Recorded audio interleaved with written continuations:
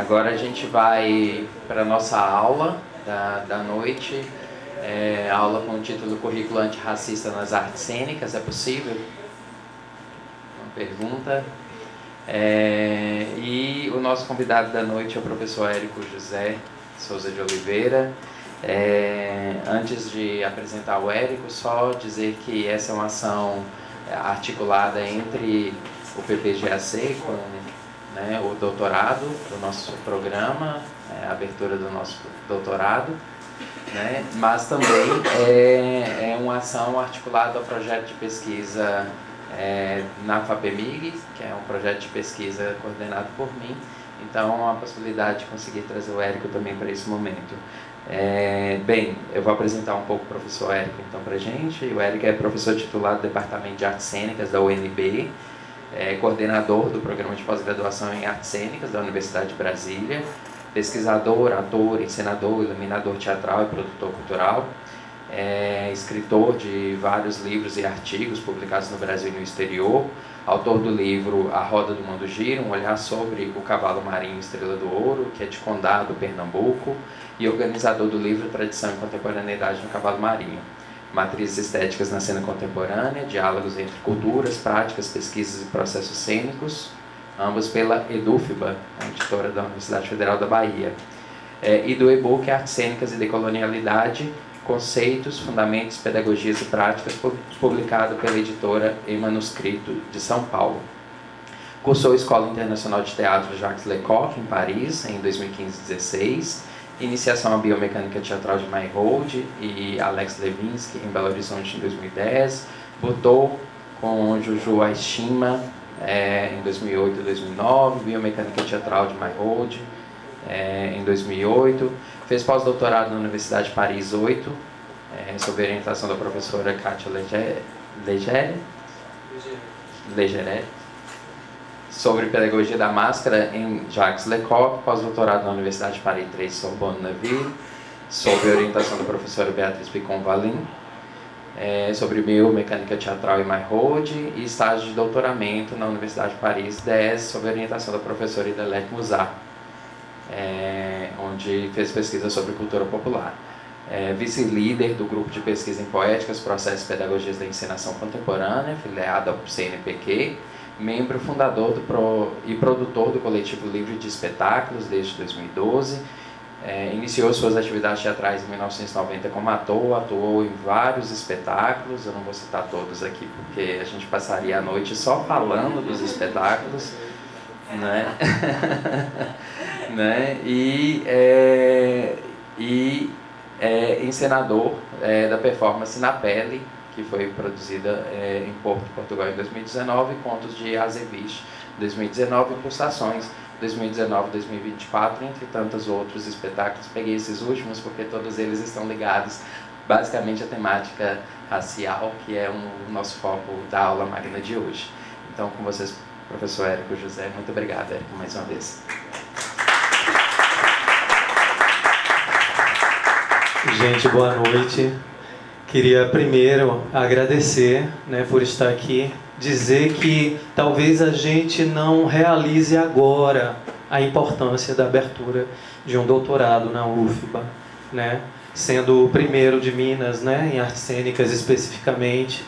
Isso tem um peso tão forte e tão promissor e tem tudo a ver com o que a gente vai discutir aqui, porque a questão étnico-racial tem a ver com essas saídas, essas fugas dos centros das capitais e tal, outros lugares com outros olhares. Então, eu queria começar dizendo que é uma honra participar da abertura com a primeira turma do doutorado aqui em Artes Cênicas na UF.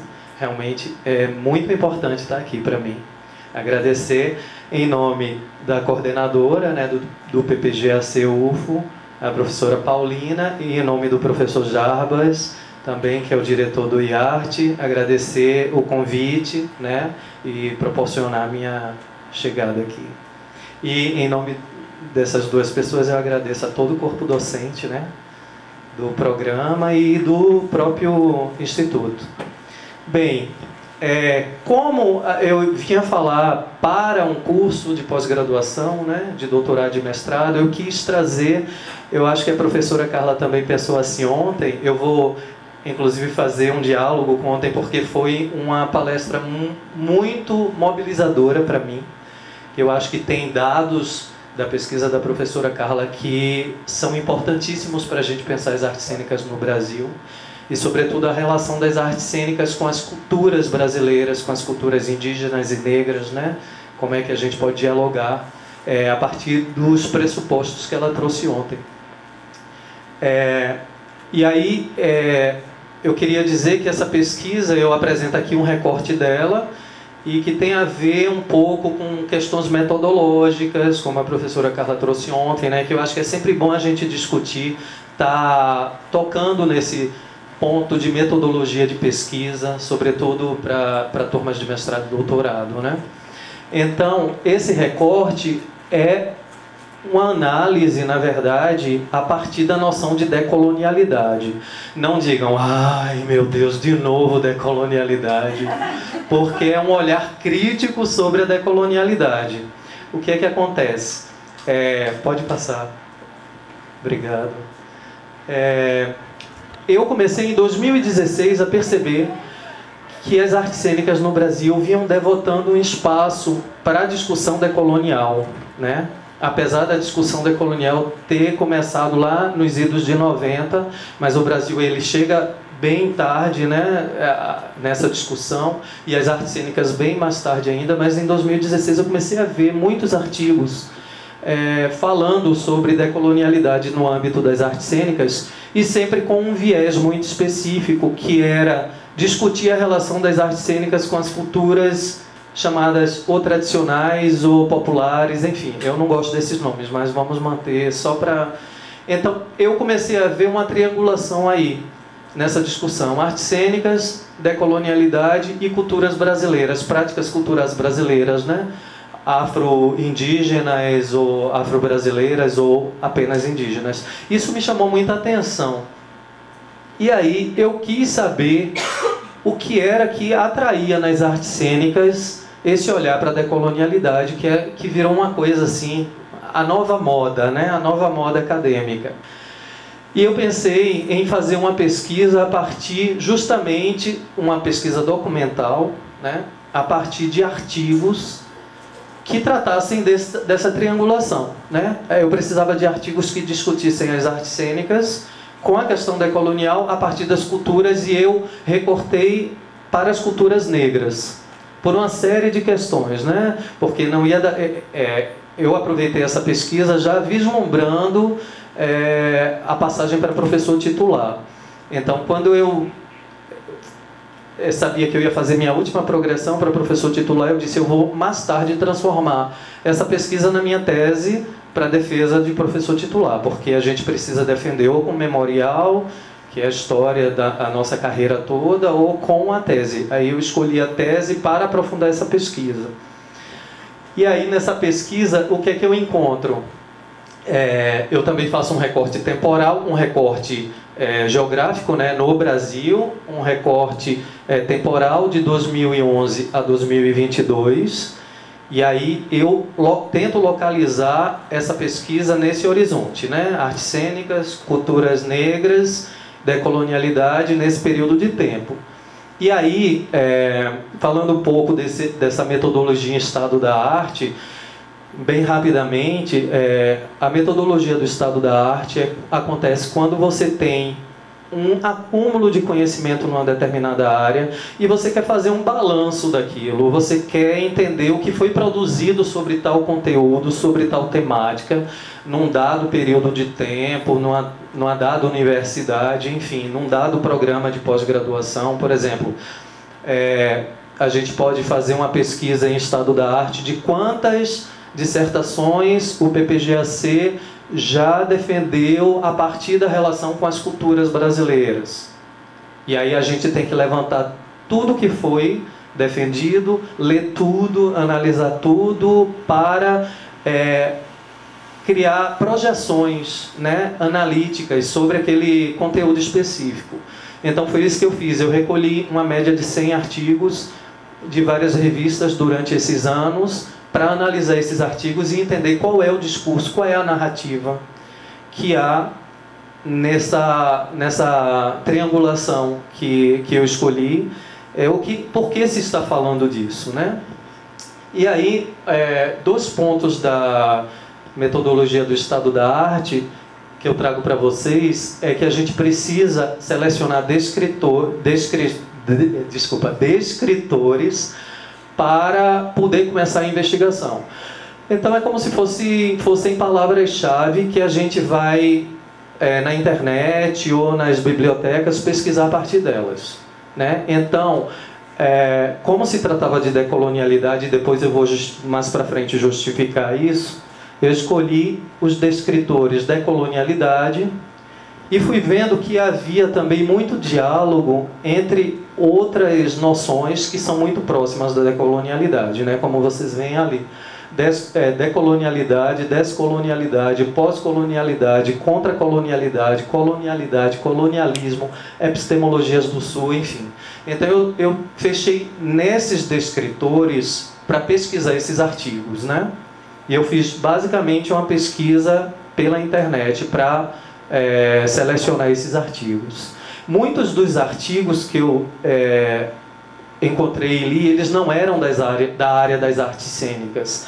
Então, por mais que ele tocasse diretamente nesses 3 pontos, inclusive falando de teatro ou de dança, eu não pude trazer porque ele era em letras, em antropologia, em sociologia, em história. Eu quis me manter bem fechado mesmo no que pensadores e pensadoras das artes cênicas estão produzindo, né? A partir de artigos em revistas especializadas das artes cênicas. E aí, depois de recolher esses artigos, a gente precisa de categorias de análise. Então eu selecionei também essas categorias de análise: racismo, negritude, branquitude, democracia racial e apropriação cultural. E eu vou explicar já já por que eu escolho essas categorias de análise e não outras, né? Aqui eu trouxe só um panorama de autoras, né, e autores que tratam da pesquisa em estado da arte. Ela também está lá atrás, essa referência está lá atrás na referência final daqui do artigo. Aí a gente vai passar, Paulina, por favor. E então, eu começo a pesquisar, como se trata das culturas negras, né? Eu começo a pesquisar a questão do racismo.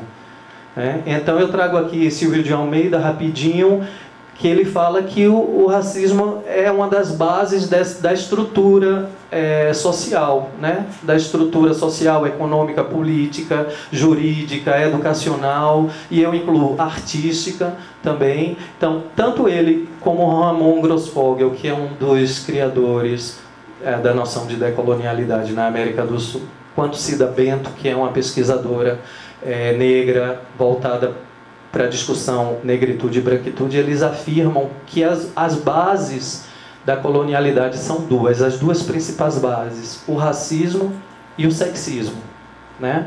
E aí eles trazem, tanto o Cida Bento como o Ramon Grossfogel, eles trazem esses genocídios e epistemicídios, né? A queima de milhões de mulheres na Europa, a conquista de Al-Andalus, a conquista das Américas, a escravização de africanos.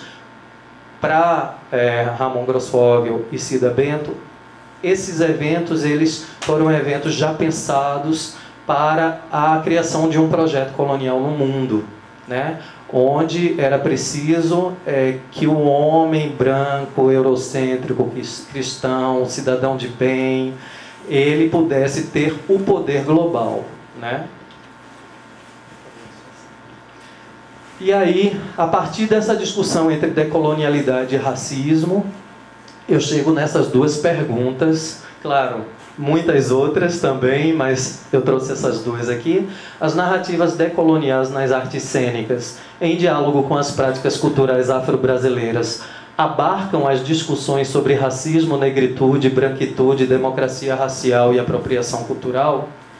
As pessoas que discutem isso, né, docentes, pesquisadores e pesquisadoras, estão interessados nessa discussão? E a outra pergunta é: seriam esses conteúdos e reflexões de interesse e de existência concreta nas reflexões, né, nos artigos, nas produções acadêmicas da área. Então, aqui eu trago a lista de algumas das revistas, né, que eu me baseei para buscar os artigos. Todas são revistas ligadas à pós-graduação, a uma pós-graduação no Brasil, e, consequentemente, todas são editoráveis por docentes, né? Eu acho importante dizer isso, porque isso vai levar a gente para uma discussão posterior. Então, dessas revistas, de 2013 a 2022, 10 anos, né, que as revistas propõem essas discussões com dossiês específicos, né, dossiês onde todos os artigos tratam dessas temáticas correlatas.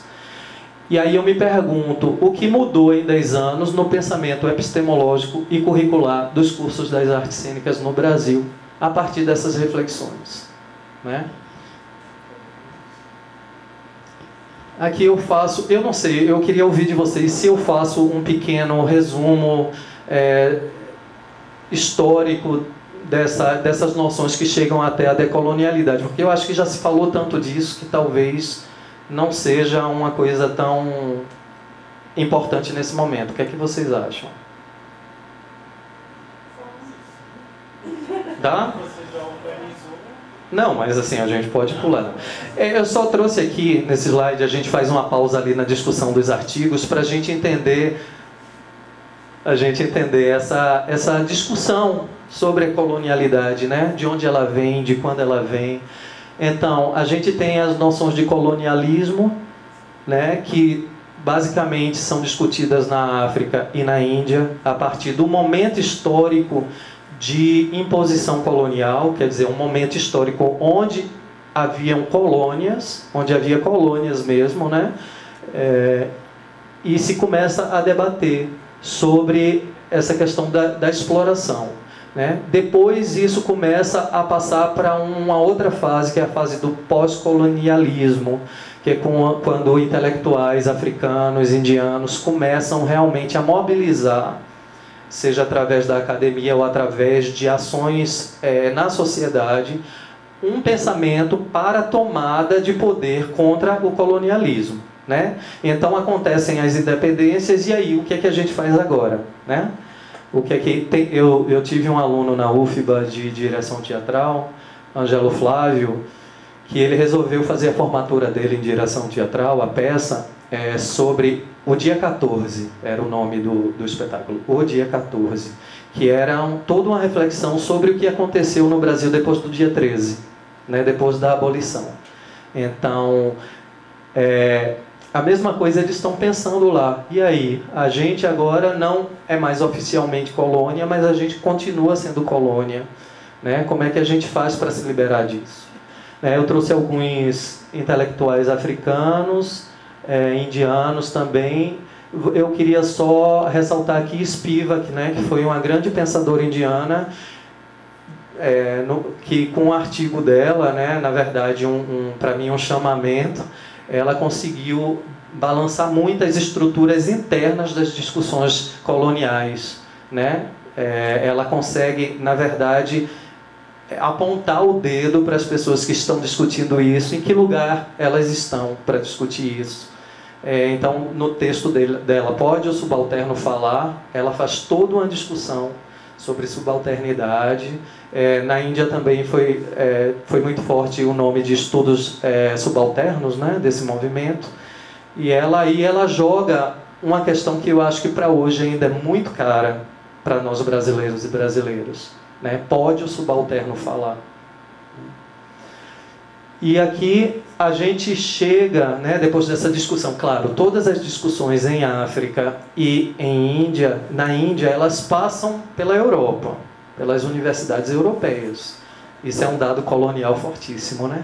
Então elas atravessam lá para a Europa e para os Estados Unidos, e pensadores e pensadoras da América Latina começam a discutir isso e percebem que as discussões coloniais sobre África e Índia não se adequam tão bem à América Latina, por especificidades da colonização na América Latina. E aí se cria esse movimento decolonial, né? E aí por isso que a gente sai de colonialismo, quer dizer, o estado de ser colonial, para colonialidade.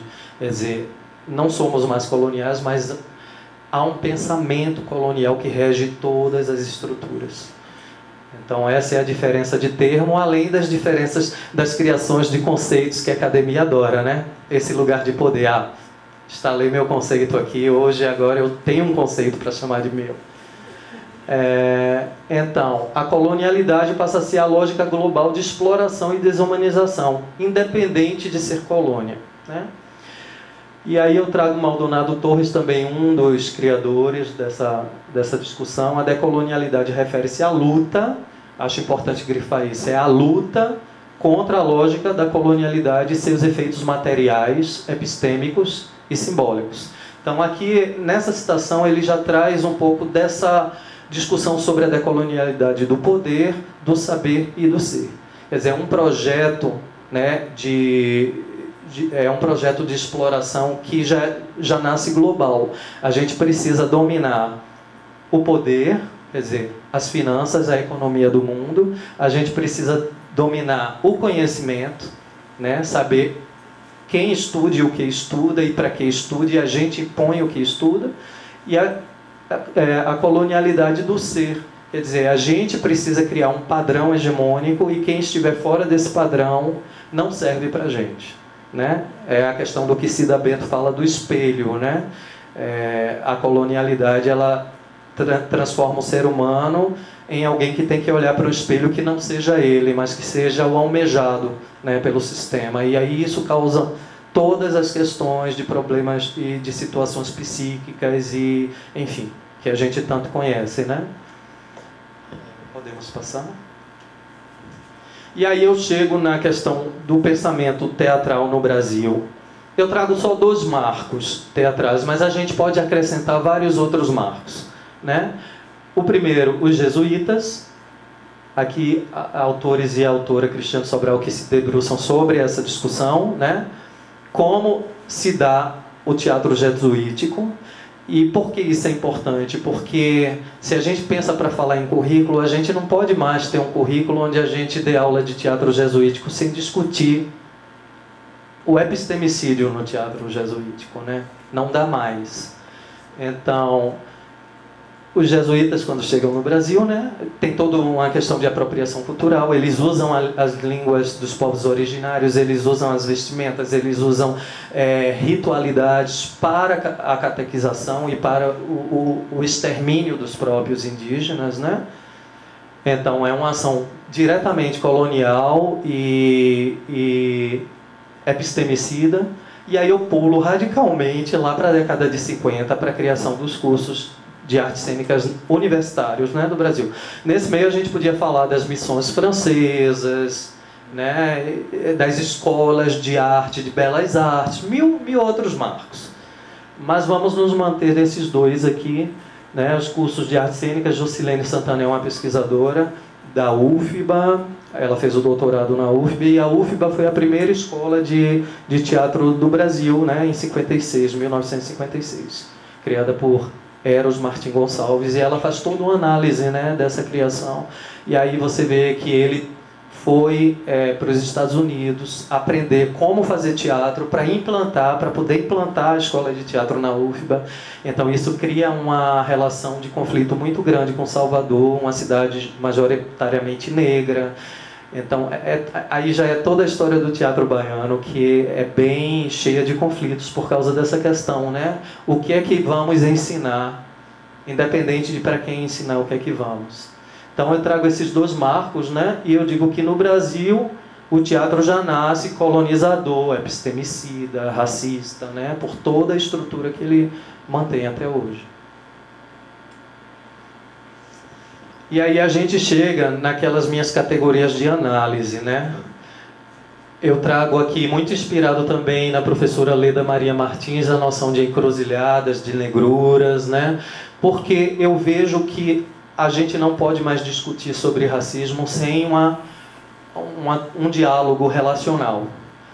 não é um assunto só para negros e negras, né? Então a gente tem que criar um ambiente que seja propício a um diálogo para que a coletividade possa criar ações efetivas para essa mudança. E eu falo aqui especificamente do racismo, mas a gente pode falar do sexismo também, do machismo, da LGBTQIAPN+, fobia, de todas essas questões que não estão dentro de um padrão de ser humano criado pela colonialidade, né? Então, eu trago aqui como uma reflexão necessária e urgentemente relacional. E por que isso também? Um dado concreto para essa discussão. 90% do corpo docente no Brasil dos cursos de artes cênicas são pessoas brancas. Então, o diálogo tem que haver, porque senão não vai haver mudança, né?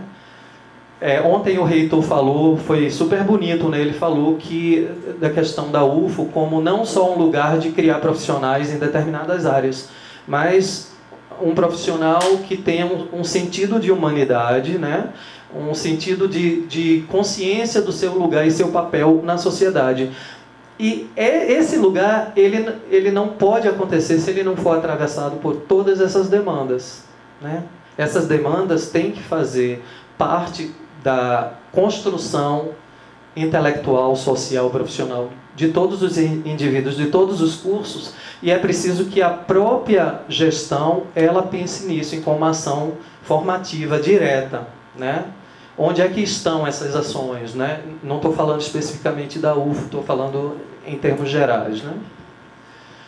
Então, eu trago aqui Camila Moreira, Lourenço Cardoso, Edith Pisa, são pensadores, além de Cida Bento, que eu já citei, sobre a noção de branquitude. Branquitude também como um lugar de pensamento colonial, né? Quando a gente fala branquitude, a gente não se remete apenas à cor da pele. A gente se remete a um pensamento, né? Então, isso já extrapola. A gente pode ser uma pessoa negra e ter um pensamento pautado na branquitude, né? E o contrário também existe. Então, exatamente. Então, porque o mundo é muito complexo, né? E, por exemplo, todos esses últimos anos políticos mostram para a gente como o mundo e as pessoas são complexas. Por exemplo, eu sempre cito esse exemplo, sem citar nomes, pelo amor de Deus.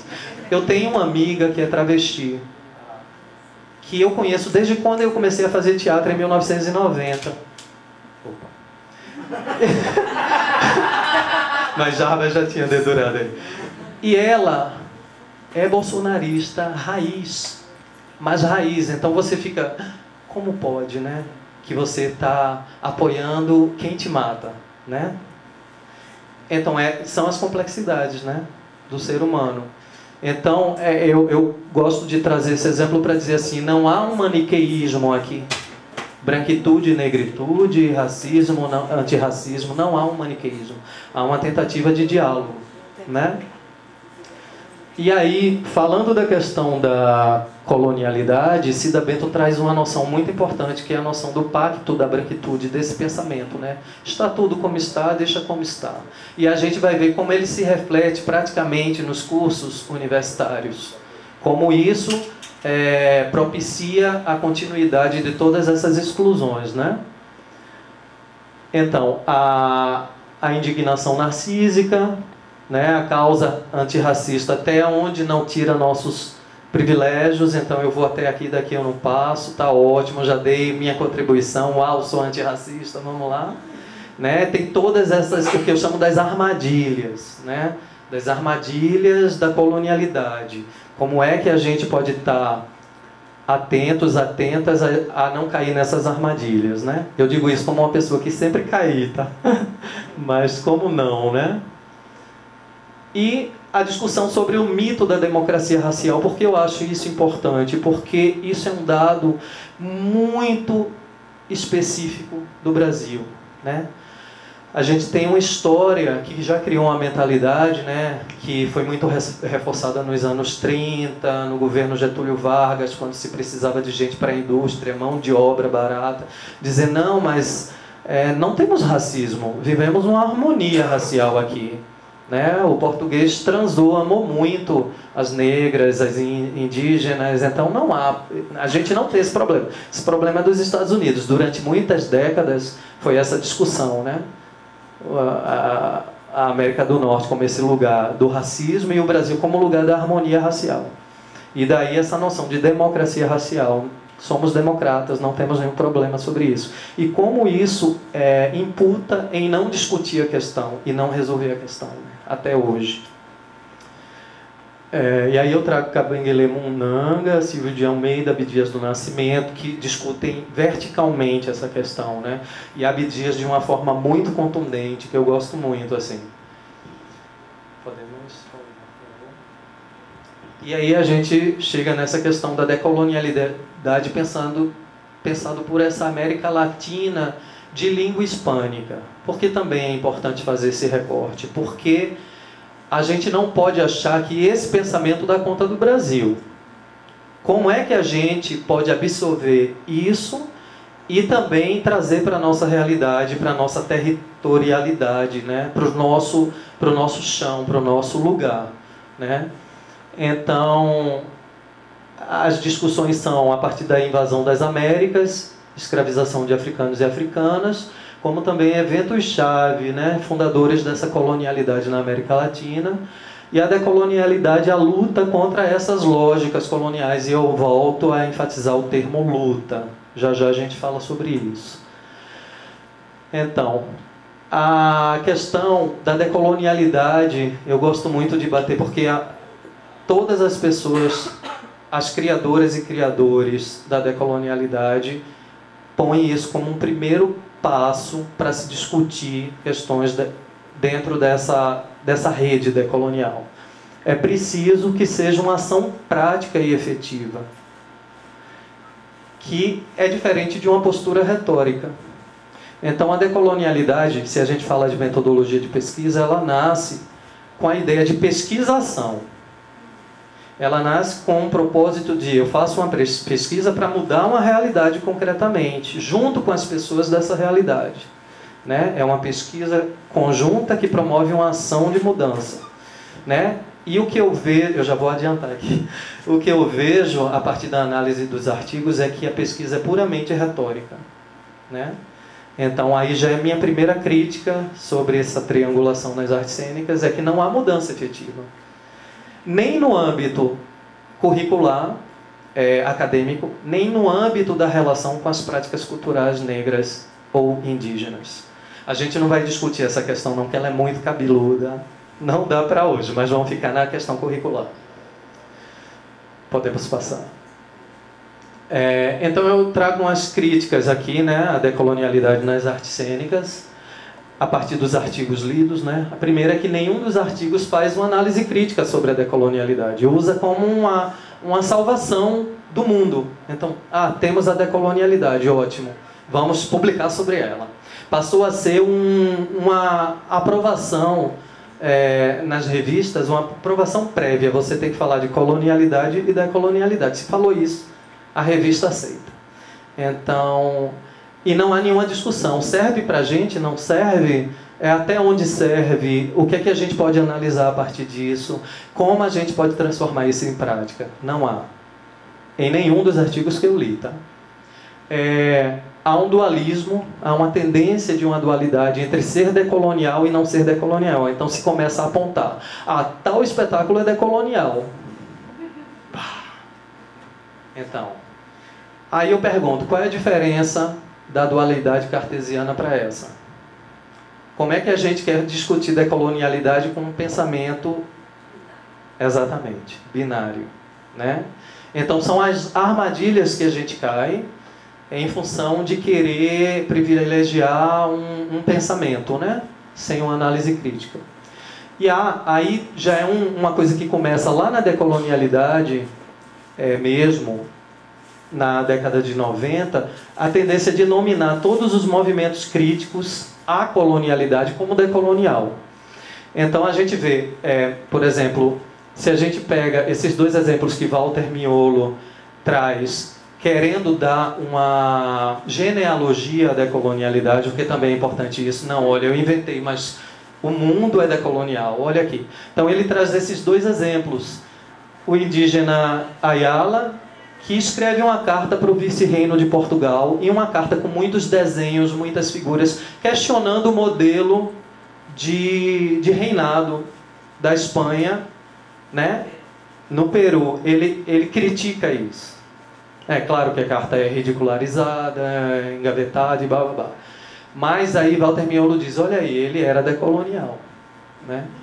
E aí também o africano escravizado cugoano, né, que é liberto e também escreve, faz uma análise, né, da colonialidade inglesa e também é chamado de decolonial.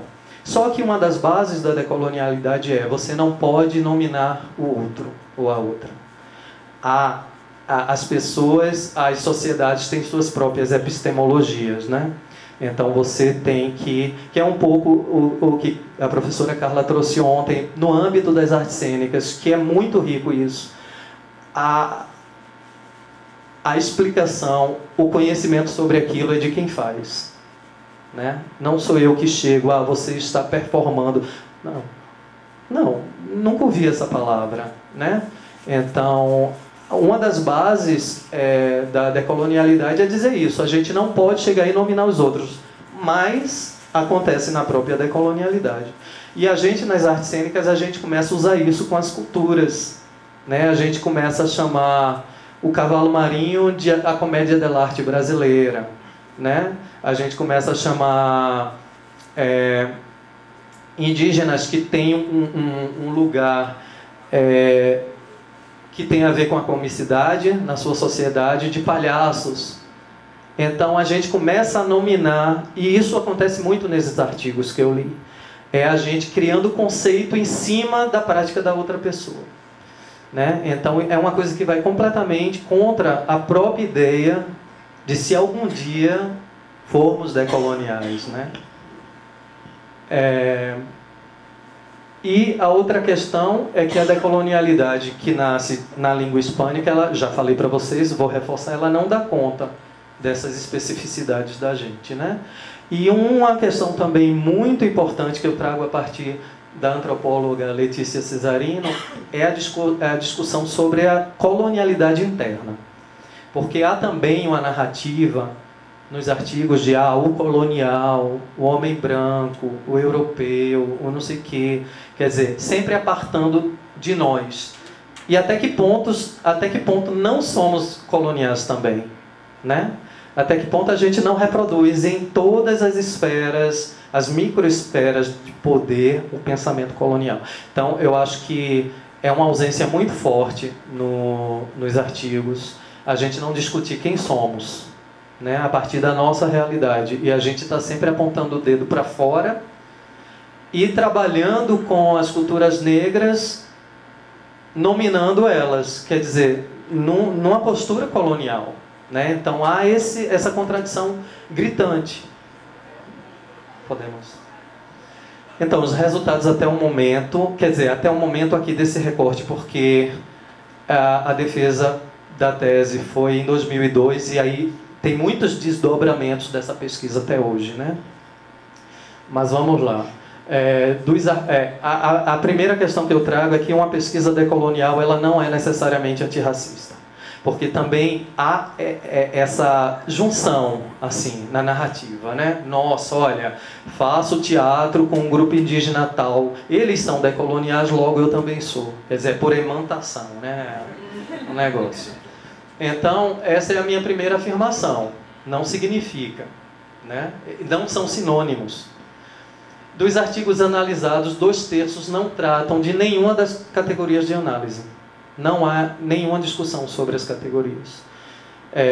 Eu, sendo um professor universitário, chegando numa sociedade indígena, eu não me questiono até que ponto, como se dá a minha relação. Se eu vou cair na armadilha da apropriação cultural ou não. Se eu estou ali usando dos meus privilégios em cima da democracia racial. Se eu estou sendo racista, se eu estou impondo. Quer dizer, não há nos artigos vamos dizer assim, uma relação muito amigável. E que, na realidade, a gente sabe que não existe essa relação. A antropologia é toda baseada nessas questões, a sociologia, né? Como você adentra uma sociedade e como isso não é isento de conflito, né? Porque a gente está lidando com jogos de poder, né? Somos doutorandas, doutorandos, somos mestrandas, mestrandos, somos professores, professoras. Então, a gente não faz parte daquela realidade, né?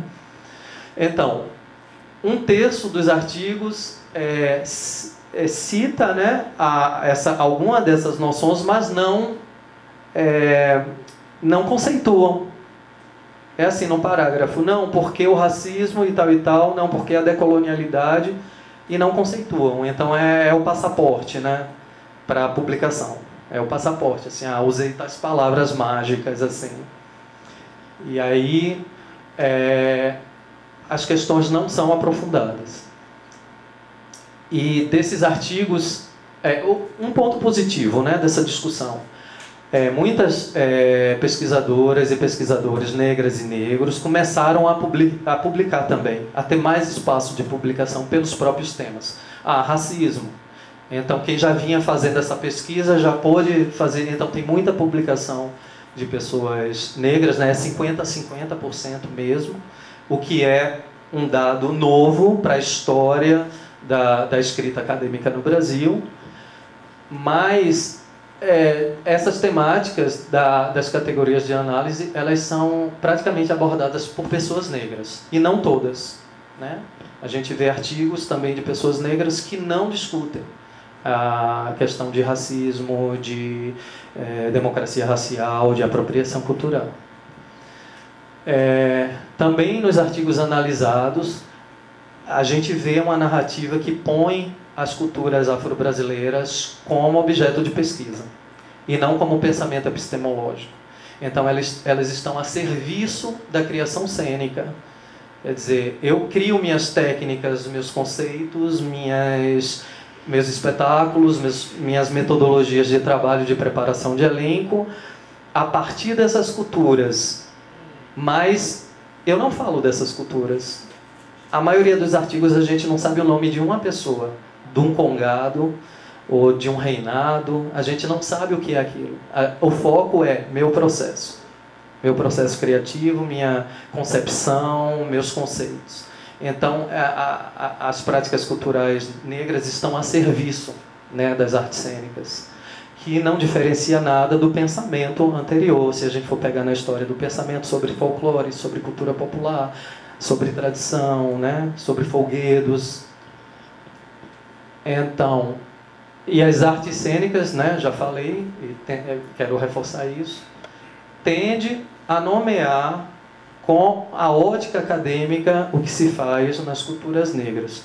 Bem, isso é um apanhado do que você lê exatamente nos artigos, né, das narrativas dos artigos. Podemos? Eu queria saber da hora, gente. Pelo amor de Deus. Já tem 1 hora, né? Eu vou dar uma... Não? Tá. Então, podemos passar isso. Isso eu já falei de certa forma. Vamos passar a questão das consequências práticas, a noção de representatividade, né? Eu só vou falar rapidinho, não vou nem ler. O que acontece? Essa mentalidade que é colonial, ela termina criando uma deturpação sobre a noção de representatividade. Silvio de Almeida fala muito bem sobre isso, né? De dar postos às pessoas negras como se isso resolvesse a problemática. E ele diz, não adianta ter uma representação negra se ela não tem força de poder, se ela não tem uma coletividade que vai trabalhar com ela, né? Não adianta um professor negro num departamento se ele não consegue sozinho mudar o currículo. Então, é uma farsa de representatividade, né? Que é importante a gente também não cair nessa armadilha. Eu digo isso como um coordenador de pós-graduação negro, né? E até onde vai meu poder aí, né? Um diretor de centro, né? O IARTE negro, até onde a gente pode fazer mudanças efetivas, né? Então, basicamente é isso, a questão das consequências práticas sobre a representatividade. E aí eu falo dessas consequências enquanto ação mesmo no dia a dia, né? Como é que os departamentos de artes cênicas vêm resolvendo a questão do racismo e da obrigatoriedade da lei dos conteúdos afro-referenciados? É a contratação de 1, 2 ou 3 professores negros e toma que o filho é teu, o filho preto é teu. A gente não tem nada a ver com isso, né? E aí o que acontece? Eu faço sempre essa pergunta em vermelho: a quem estamos servindo? Quando a gente entra nesse jogo sem um olhar crítico, né? Criação de disciplinas específicas, geralmente optativas, para dar conta. Uma disciplina num currículo de 2.418 horas. E dizem, não, mas olha, nós temos aí. E quem vai dar é o professor preto, viu? Não tem saída. Então, a quem estamos servindo? Né? Quando a gente mantém essa estrutura. A ausência de discussão e inclusão racial nos PPCs, ou PPPs, né? Se criou a disciplina, mas isso está completamente fora da discussão ideológica do curso. Não há discussão sobre isso, já está resolvido, né? Então, até que ponto isso é uma ação estrutural de mudança, né? E até que ponto estamos servindo a continuidade desse colonialismo e desse racismo estrutural, né? A ausência de formação antirracista e de conteúdos étnico-raciais para professores de ensino superior. Porque eu venho localizando nessa pesquisa no Brasil todo que a problemática não está no alunado, está no corpo docente. O problema está no corpo docente. E o que a gente muito escuta é, não, mas eu não aprendi isso, então eu não posso dar. Aí eu digo, mas eu preto também não aprendi. Eu aprendi o que você aprendeu. Eu tive que fazer minha outra universidade, né, por outros caminhos, né, cursos de extensão, cursos do MEC, cursos do governo, palestras. Então, todo mundo pode. Né? Não é uma questão de eu não aprendi, é uma questão de eu não quero tratar disso mesmo. Porque eu sempre digo assim, eu almejo uma coisa utópica, que é uma mudança estrutural curricular. Mas enquanto a gente não chega lá, a gente tem muitas estratégias. Por exemplo, eu estou dando história do teatro brasileiro. Eu tenho que falar tenho que falar, é obrigação minha como professor, preto ou não, falar do isso é história do teatro brasileiro. Usar o livro de Leda Maria Martins sobre o teatro negro, eu tenho que falar, não tem como mais. Quando eu falo, eu estou citando autores negros e autoras, mas, por exemplo, tem uma autora francesa que eu amo, que eu acho que a história do teatro grego não pode mais ser usada sem falar do grego ao romantismo, sem usar o livro dela, Florence Dupont, Aristóteles, o vampiro do teatro ocidental. Não tem como a gente tratar mais de teatro ocidental sem discutir com esse livro. Isso também é uma ação contra esse pensamento colonial, né? Então, a gente tem estratégias, mesmo que elas sejam não oficiais, né? Eu me comprometo comigo de que esse currículo que está aí, ele é racista, ele é colonial, e enquanto a gente não muda essa estrutura, eu particularmente estou mudando com os meus estudantes, minhas estudantes, né? Isso é um primeiro passo. Aí eu sempre digo aos professores, ponha um artigo sobre a questão negra no seu conteúdo de matemática. Eu estou falando de outras áreas, tá? Porque a discussão também está em outras áreas. Um artigo em um semestre, só estou te pedindo isso. Entende? Então, há várias formas, mas o apogeu é chegar na mudança curricular, porque uma questão estrutural a gente só muda mudando a estrutura, né? Então, ações... E aí o que vem acontecendo?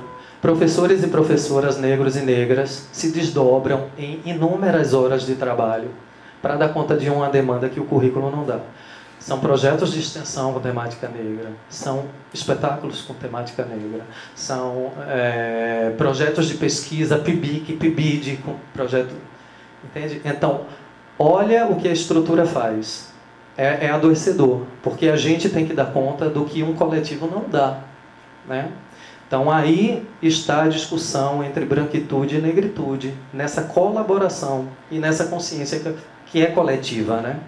Reforçando, eu estou focado nas questões étnico-raciais, mas a gente pode ampliar isso para todas as outras questões, né?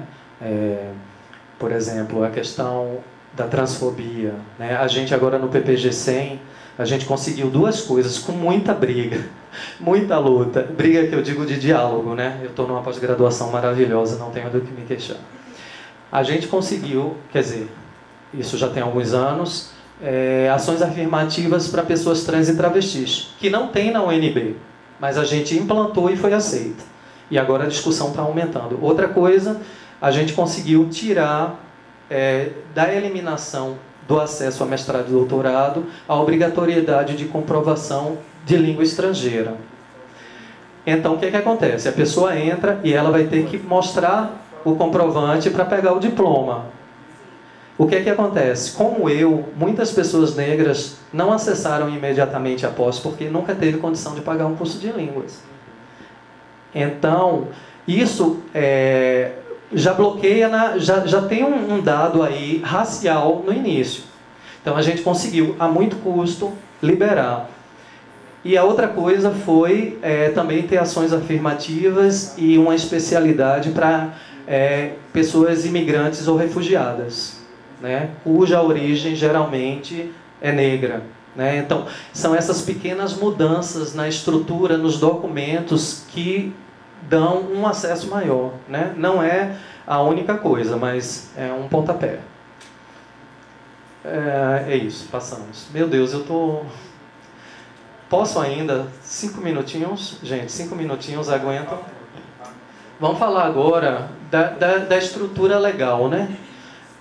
A Lei 10.639 é de 2003. Ela obriga o ensino básico a trabalhar essas questões. O que acontece? Se percebe, né, isso teve toda uma luta do movimento negro desde a década de 60, né? Só em 1988, com a nova Constituinte, é que isso começou a ganhar força, e só em 2003 foi implantado. Mas o movimento negro percebe imediatamente que o pessoal do ensino básico ele não pode dar uma coisa que não aprendeu na universidade. Então, um ano depois, em 2004, criam a Resolução 01, que obriga as universidades... Gente, 2004, eu estou falando de 20 anos atrás. Algumas pessoas estavam neném ou não tinham nascido, inclusive, aqui. Mas eu estou falando de 20 anos atrás, tá? Aqui alguns trechos, né, da resolução. As instituições de ensino superior incluirão os conteúdos de disciplinas e atividades curriculares dos cursos que ministram a educação das relações étnico-raciais. São 20 anos. A universidade simplesmente virou as costas. E o mais incrível é que quando eu chego para falar disso em palestra só sobre leis, docentes não conhecem a lei e a resolução. Não conhecem, nunca ouviram falar. É feito caviar. Sim, é muito comum. E aí podemos passar, Paulina? E aqui é importante esse trecho do parecer, inclusão de discussão da questão racial como parte integrante da matriz curricular. Quer dizer, não é a criação de uma disciplina que se perdeu no tempo lá. Ah, eu fiz, foi no segundo semestre. Foi quem que deu? Ah, foi o professor preto e tal. É na matriz curricular. É estrutural, né? Então, trago esses dois. E trago, assim, o movimento negro ele foi muito pedagógico no pensamento disso, dessa estruturação legal. Em 2003... inclusão dos conteúdos no ensino básico. 2004 na universidade. Depois de 10 anos vieram as cotas para estudantes negros. 10 anos. A gente teve 10 anos para se adequar. E a gente não fez. Então, todos os conflitos que envolvem racismo hoje na universidade, em relação a estudantes e a estrutura da universidade, docentes, etc., está aqui. A universidade simplesmente virou as costas para a obrigatoriedade, inclusive curricular, e a gente tem pessoas de outras territorialidades que demandam outras questões que não veem ainda hoje, ou veem parcialmente, né? Então, teve essa pedagogia, entendeu? De, olha, vamos fazer nossos passos. E só depois a contratação de professores, né? A obrigatoriedade de 20% para o serviço público de pessoas negras. Então, só em 2014. Então, você vai vendo que são a passos largos para que haja tempo, né? Podemos. Então, eu termino com essa reflexão. Terminando, gente. A quem estamos servindo quando somos artistas, pesquisadores, pesquisadoras, docentes. Em decolonialidade nas artes cênicas, isso não implica numa posição antirracista nas estruturas de tomadas de poder. Sobretudo, no pensamento político ideológico dos cursos. Quando nos colocamos na obrigação de executar inúmeras tarefas negro-referenciadas, isso é para as pessoas negras. Isto não reverbera nas discussões curriculares e na mudança paradigmática dos cursos onde lecionamos. A quem estamos servindo? Quando somos editoras de dossiês de revistas acadêmicas que discutem essa triangulação que eu falei aqui, mas não somos agentes das mudanças estruturais nos departamentos, a quem estamos servindo? E, só para fazer um panorama nacional, nos cursos de artes cênicas, praticamente 95% das discussões étnico-raciais elas são extracurriculares. O que eu digo assim, efetivamente, ou é uma disciplina eletiva, ou é uma disciplina optativa, ou é ação de extensão, de pesquisa, quer dizer, está fora daqui, do pensamento do curso. Né? Então, essas são os dados que eu chego dessa análise, né? Ela vem se aprofundando em várias outras ações.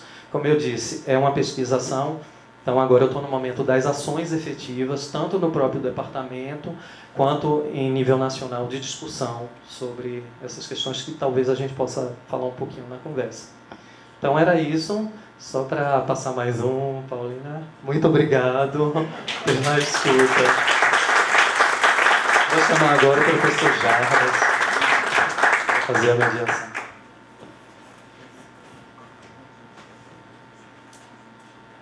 Obrigado, Érico, mais uma vez, né, pela aula. A gente vai abrir para perguntas, né, quem quiser levantar perguntas. Vou perguntar só ao Alessandro, a quem a gente já agradece pelo registro sendo feito, né, nesses dias de evento, se a pergunta no microfone, para a gente poder registrar também, se possível, tá bom? E aí eu já vou começar com uma pergunta, Érico, para poder também ajudar todo mundo a ir organizando e elaborando as ideias, né? Na verdade, talvez duas perguntas em uma, né? Essa dificuldade que a gente tem da estrutura curricular, mas também da estrutura política institucional, né? Por exemplo, nessa situação de que a gente ainda não, por mais que a gente tenha uma DCN específica sobre educação étnico-racial, as DCN são as diretrizes curriculares nacionais. Existe uma DCN específica para esse campo, mas ela parece ficar como uma coisa que sobrevoa e que ela efetivamente não conecta com as outras diretrizes curriculares nacionais. Então, por exemplo, vamos pensar um curso de teatro novo, vamos pensar um curso de dança, vamos pensar uma reformulação curricular. A primeira coisa que os cursos normalmente fazem é acionar as diretrizes curriculares nacionais, porque ali tem coisas que obrigatoriamente a gente tem que dar conta. E muitas vezes as pessoas não se lembram que existem essas diretrizes curriculares nacionais que são, né, a de educação ambiental, a de educação étnico-racial, a de inclusão, né? Então, uma série de diretrizes curriculares que ficam sobrevoando, que não são acionadas. Muitas vezes, mesmo quando nós somos, né, docentes pretos, pretas, né, ou indígenas, nesses espaços, né? Então, a pergunta que eu faço, né, nesses dois campos, primeiro, a partir da sua pesquisa também, né, como que você vê essa concepção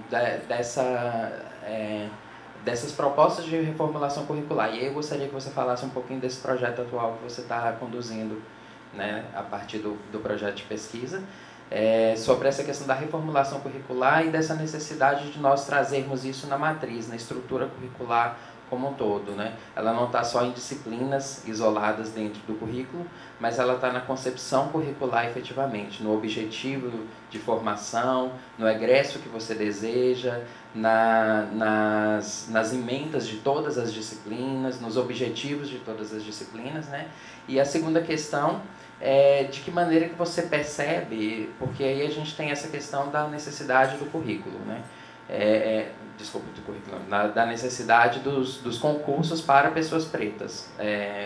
E aí aqui na UFO, por exemplo, a gente fez um balanço, infelizmente, nós somos 34 unidades acadêmicas na universidade e por enquanto, nesses 4 ou 5 anos que eu estou na direção do Instituto, eu sou o único diretor negro da instituição nesse tempo.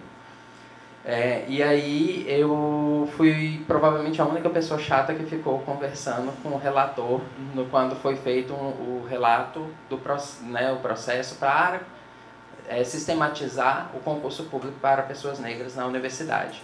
E uma das coisas que eu quis frisar foi, estamos fazendo isso agora, isso era 2019, estamos fazendo isso agora, mas, e perguntando quanto tempo isso vai demandar. E aí a resposta final da Pró-Reitoria de Gestão de Pessoas é que provavelmente nós vamos atingir 20% de pessoas pretas atuando como docentes na universidade em mais ou menos 30 anos. Agora já são 25. Né? Ou seja, estamos caminhando para lá. Mas essa dificuldade de nós também termos um conjunto de pessoas que consigam, para que a gente consiga dialogar e construir esse lugar junto. Vou só acender a luz aqui. Eu já nem lembro. Muito obrigada, Érico.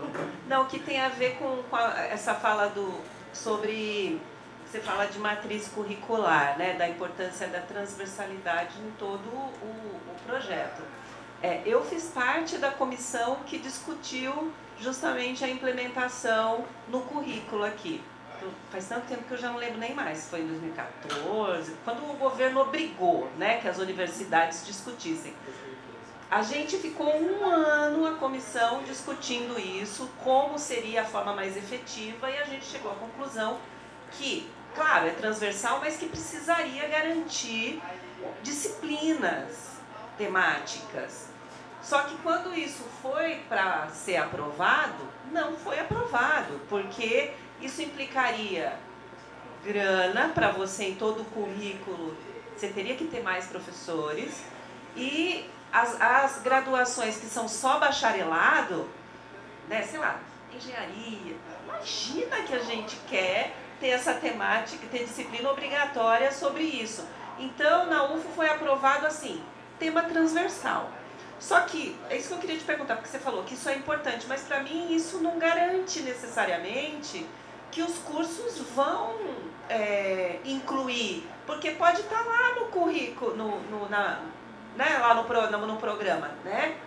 Mas efetivamente é o professor que vai determinar o que ele vai discutir, que autores ele vai incluir.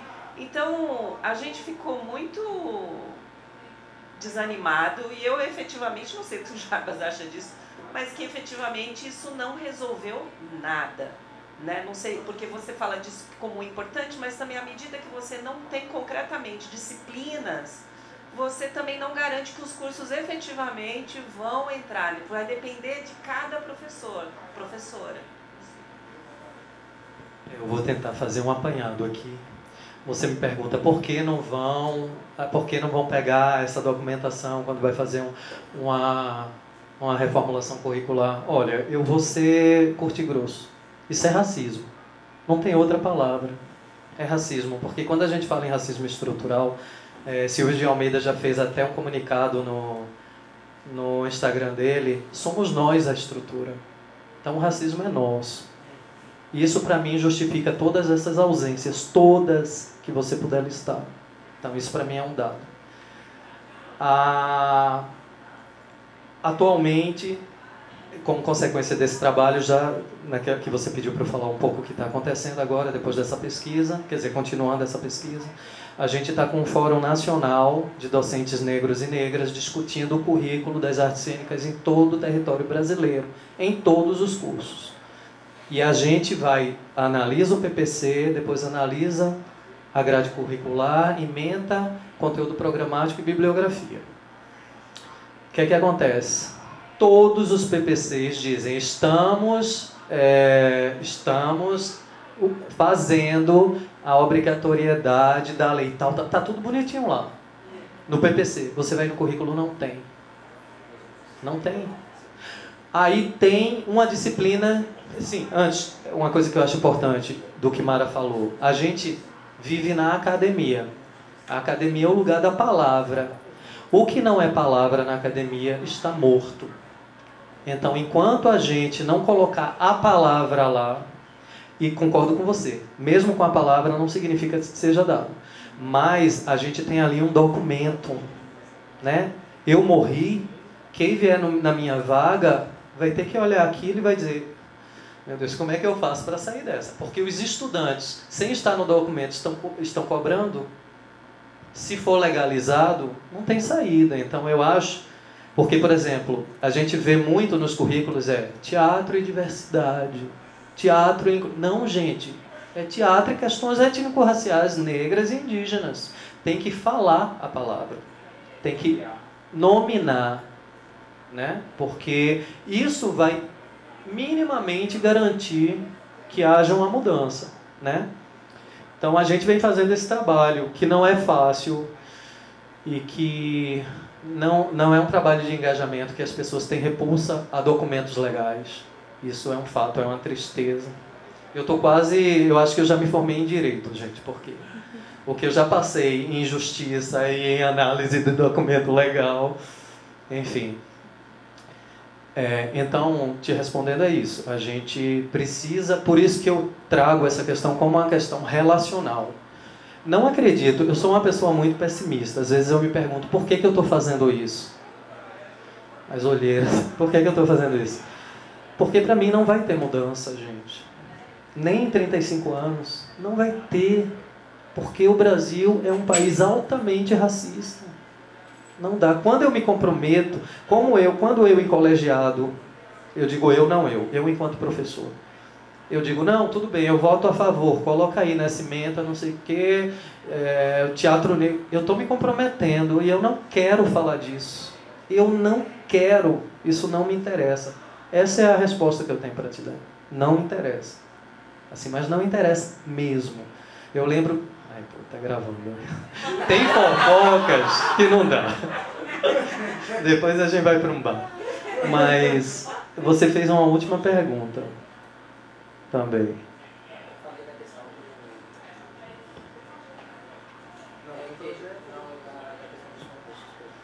Sim, a questão dos concursos públicos. Olha, todas essas questões, elas são resolvidas para que elas não aconteçam. Então, a gente, por exemplo, isso eu posso falar aqui na câmera, a ONB, ela recebeu a notificação do Ministério Público dizendo, você não está cumprindo a lei, que tem que fazer concursos juntos, para que desses concursos saiam 20% de professores negros. E a UNB ela foi intimada, entendeu? Para poder criar uma resolução para obrigar os departamentos a fazerem concurso conjuntamente na universidade inteira. Porque, por exemplo, você tem um departamento pequeno, nunca vai ter 3 aposentadorias. E quando tem, burlam, fazem uma no ano, seguram uma fase, para não ter concurso coletivo, entendeu? Então, há sempre uma burla. Por isso que eu sou muito frio e calculista a dizer, sem nenhum peso, assim, isso é racismo.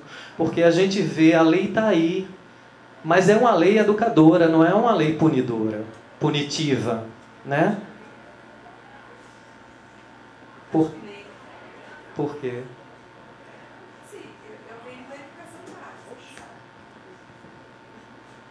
Porque assim, eu trabalho na educação básica.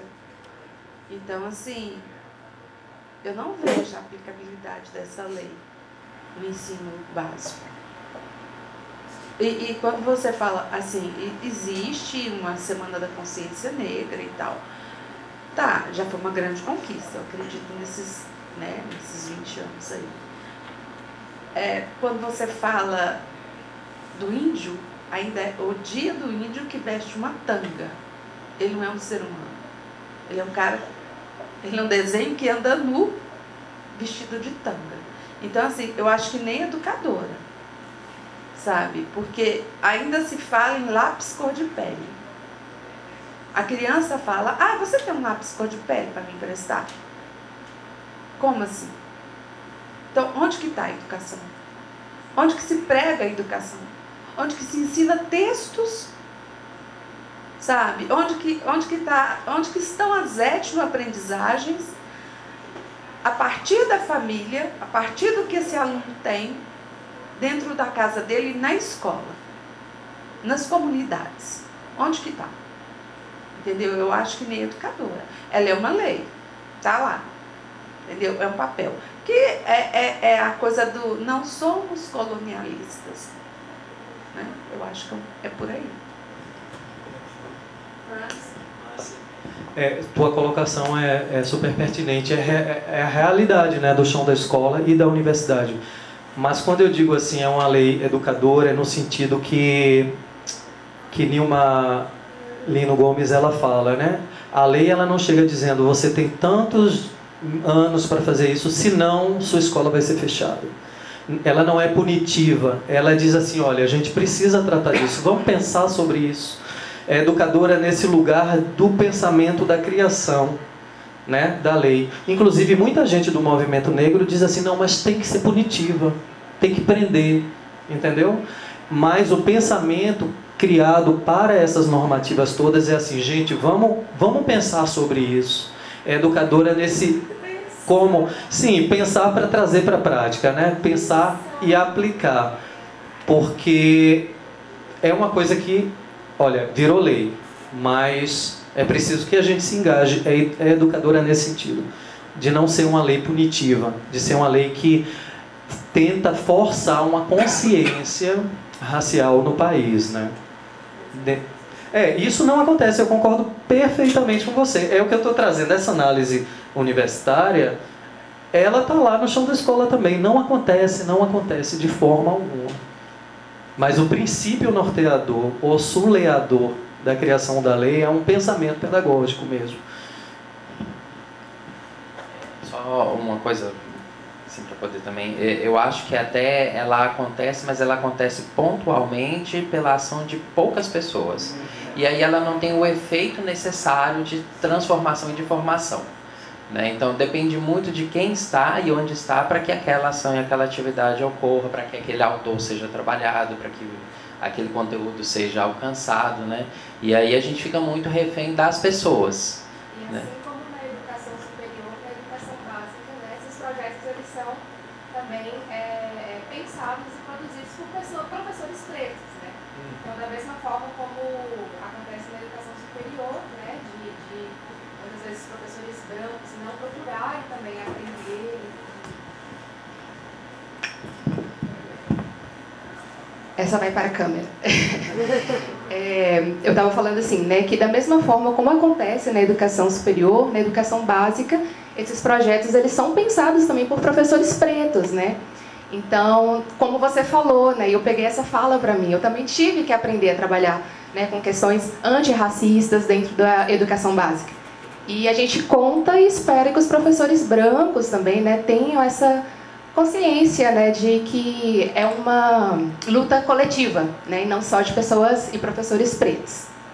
Isso é dentro.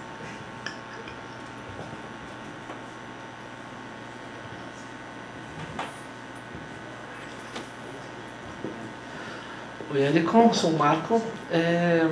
Eu acho que tem uma provocação na pergunta inicial, que é: o currículo pode ser antirracista? Que eu acho que tem uma questão inicial, que é a nossa percepção de currículo, né? O nosso olhar.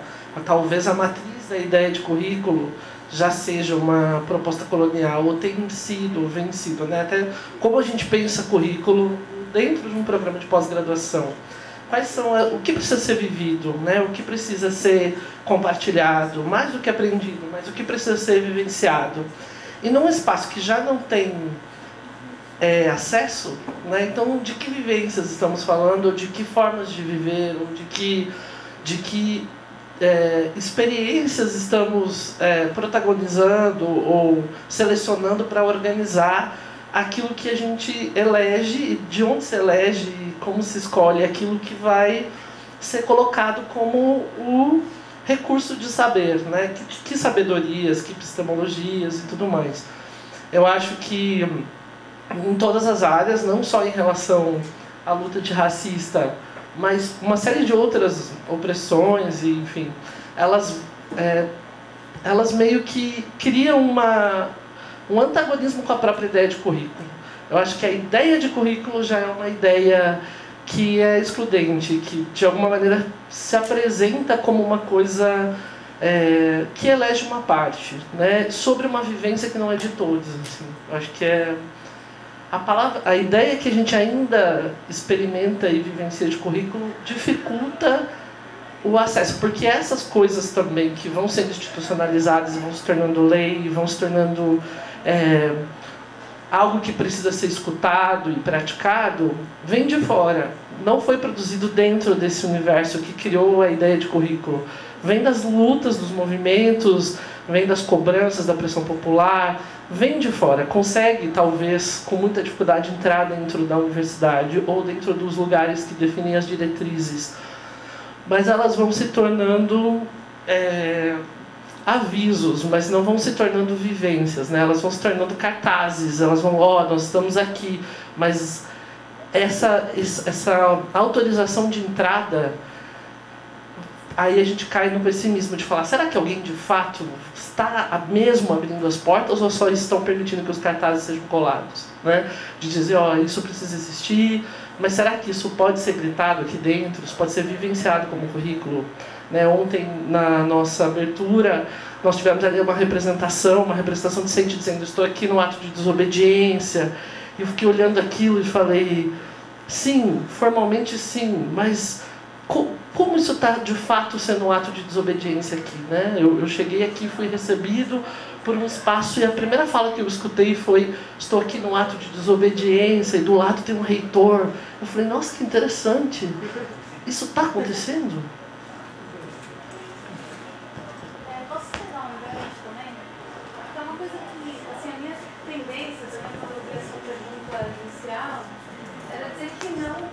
Questões, assim, que eu acho que esse epistemicídio, assim, ele acontece muito mais por uma via tácita, né, do que por uma via do conhecimento explícito. E todas essas mudanças, às vezes, ou mesmo o cumprimento dessa lei, ele parece que ele cai nesse lugar da retórica, né? Eu entendo que isso é importante também, mas eu acho que por exemplo, até quando você fala, por que os professores, né, não se interessam em estudar isso também, né? Eu acho que até essa estrutura que a gente vive de uma super especialidade, né, de todos esse esquadrinhamento, né, esse pensamento que é taxonômico colonial mesmo, né? Então, assim, é muito difícil pensar como é que essas, né, epistemologias elas podem realmente viverem juntas, só que numa estrutura que está dada dentro de uma epistemologia que é essa, do currículo, né? Que ela é muito eurocêntrica, colonialista, né? Então eu me preocupo muito. Essa questão das estruturas, elas são muito fortes, assim, para mim, né? Então ver mudança nessa estrutura toda é difícil, né?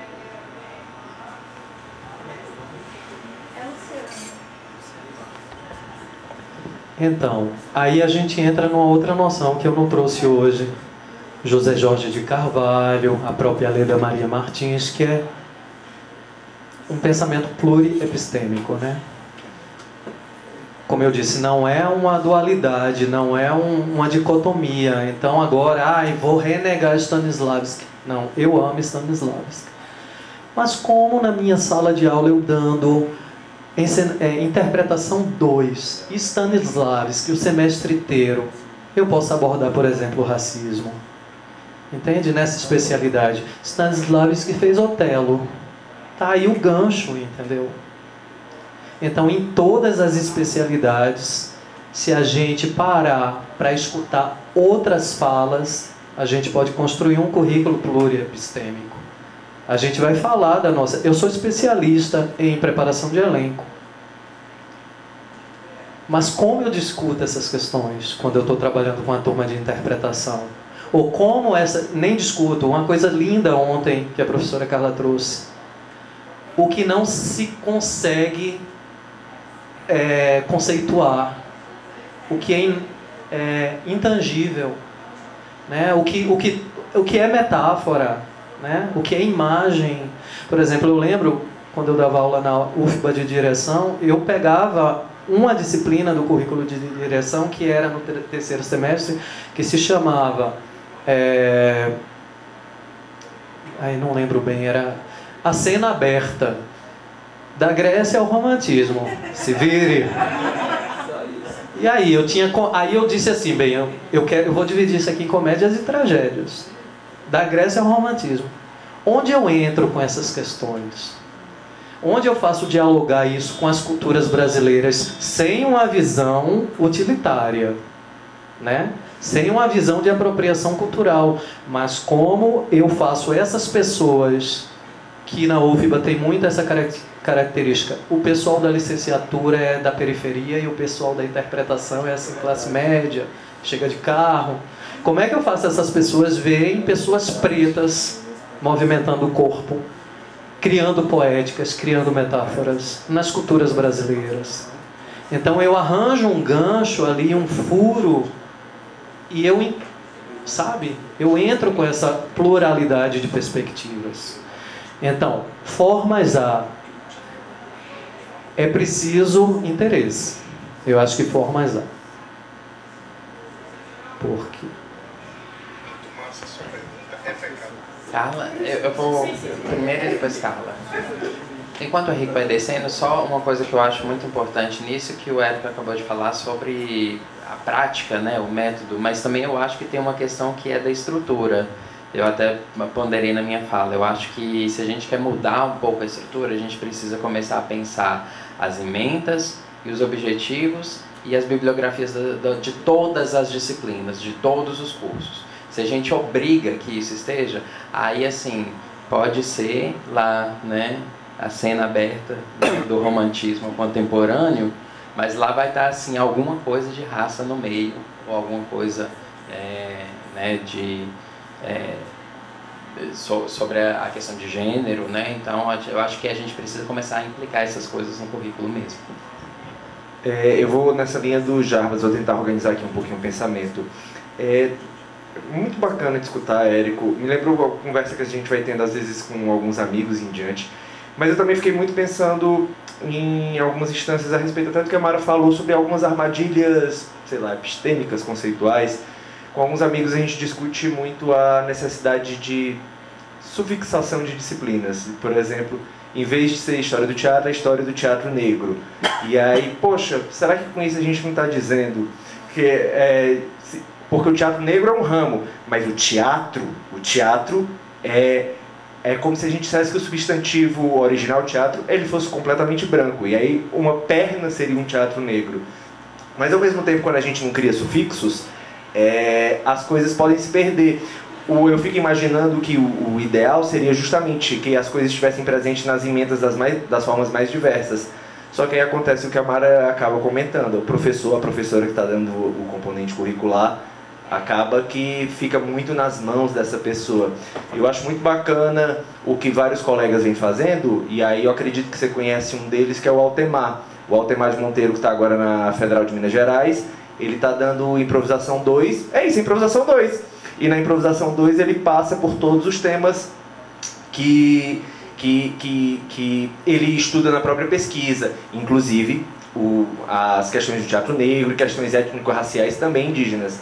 Mas aí eu fiz todo esse preâmbulo para falar. O Conselho Nacional de Educação soltou a Resolução 4 de 2024, que vai gerar todo um movimento nos currículos das licenciaturas nacionais, que todo mundo vai ter que mexer nos currículos. Muito embora esse não seja o foco da questão, todo mundo vai ter que mexer nos currículos. E aí, assim, parece um grande peso que eu vou te lançar agora, mas para aqueles e aquelas que estão interessados em, enfim, fazer a mudança, o que você aconselharia para quem for pensar esses currículos agora? É só um conselho, não é o que fazer. Primeiro eu acho que assim, não há um modelo, entendeu? Eu acho que cada ambiente tem que a partir inclusive das suas dificuldades. Por exemplo, como eu disse, o que eu almejo é um pensamento político, ideológico, curricular que contemple todas essas questões, negras, indígenas, de gordofobia, LGBT, todas. Isso é lá, né, no campo utópico. Mas enquanto não acontece, a gente tem pequenas ações, né?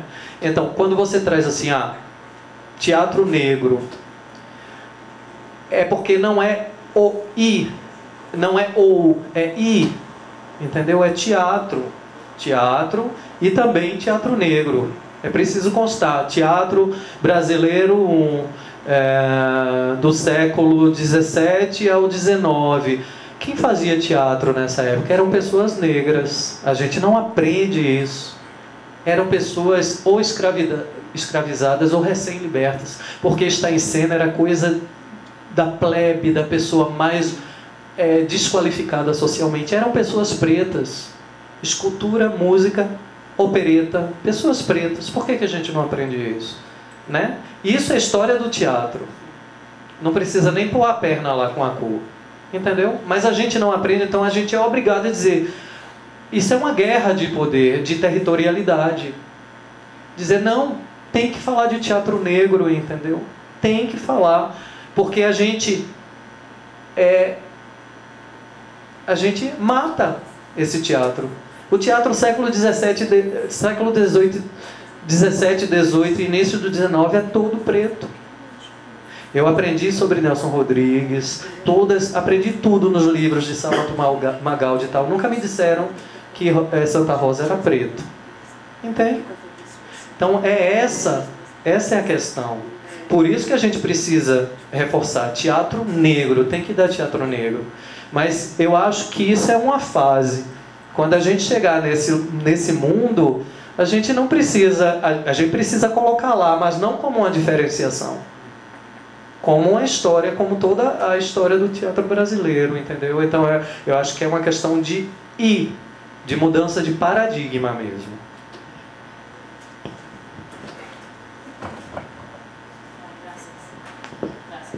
Perdón, va a ser en español.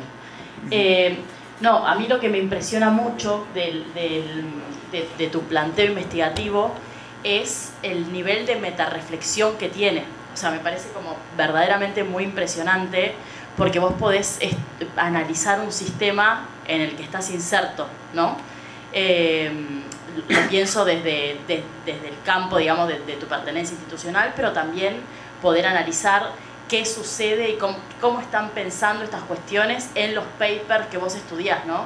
Y una cosa que me parece como muy potente en relación a eso es como esta distinción que también mencionó ella, sobre una investigación que pretende cambiar la realidad, ¿no? Una investigación que pretende incidir sobre la realidad en contraposición a esta investigación retórica.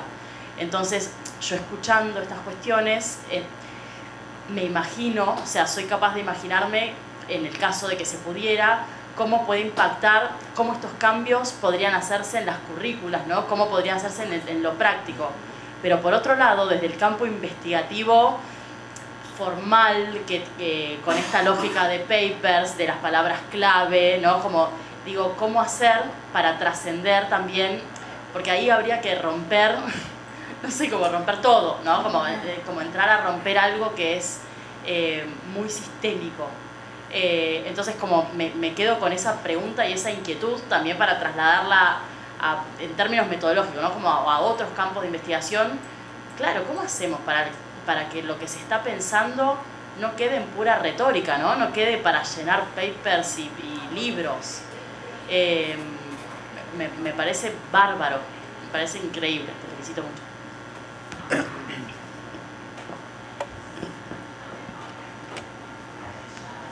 Graças. Mas assim, teve uma coisa na sua palestra de ontem que me pegou muito, assim, me provocou muito, porque ela também faz uma reflexão sobre uma mudança de paradigma nas pesquisas. É que a fala é da outra pessoa. Inclusive, uma das perguntas que eu ia fazer ontem, então a gente pode começar a pensar em dissertações ou teses nas quais a fala do brincador tem o mesmo peso que a fala de um filósofo, entende? E além disso, a gente pode ter uma dissertação totalmente em forma de entrevista. Isso muda muito o pensamento paradigmático das artes cênicas na pós-graduação. Então eu estou trazendo esse exemplo porque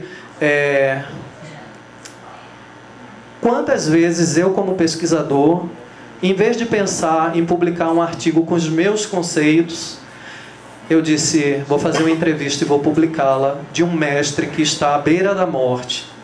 E eu publiquei. Eu abri mão do meu ego para que a fala do outro aconteça, né? Então, é sistêmico mesmo. Todas essas questões, não só as do pensamento de reflexão acadêmica, como o pensamento curricular. É uma estrutura sistêmica. Por isso que eu disse, eu sou pessimista. Eu não acredito, eu não sei nem porque eu estou fazendo essa pesquisa, mas é esse o ponto. É sistêmico. Então, ou há uma mudança de perspectiva epistemológica, e continuo dizendo, pluri não é anular nada para entrar, né? Mas é uma mudança no corpo docente. A gente tem 50% do Brasil é negro, pardo, então a gente tem que ter essa quantidade. Eu quero no meu departamento 20 professores brancos e 20 negros, ou 10 indígenas, 10 brancos, 10 negros, 10 trans, entendeu? Isso precisa se fisicalizar, se concretizar. E nas pesquisas, eu acho que a coisa só acontece quando esse paradigma realmente muda.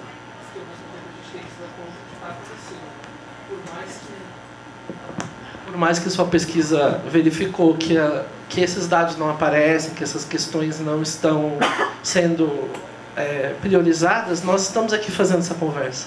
Uma pessoa que se diz pessimista é coordenador de um programa de pós-graduação e está sendo a pessoa que está nos orientando. E ontem teve uma aluna que falou sobre desobediência do lado do reitor. Também está acontecendo isso, né? E isso também não pode ser minimizado. Assim. Eu talvez seja otimista, mas eu acho que isso é algo muito especial. Assim. Só para pegar o gancho, boa noite. Eu venho também da educação básica, né, como professora, e acho que quando a gente fala de racismo em sala de aula, cai num lugar muito... Racismo não pode. Racismo é feio e ninguém pode fazer. E aí acabou, né? Como é as drogas, diga não às drogas, diga não ao racismo. Vamos todos sermos felizes e vivermos em paz. Essa é a semana. E aí, mas eu trabalho com os meninos do 9º ano.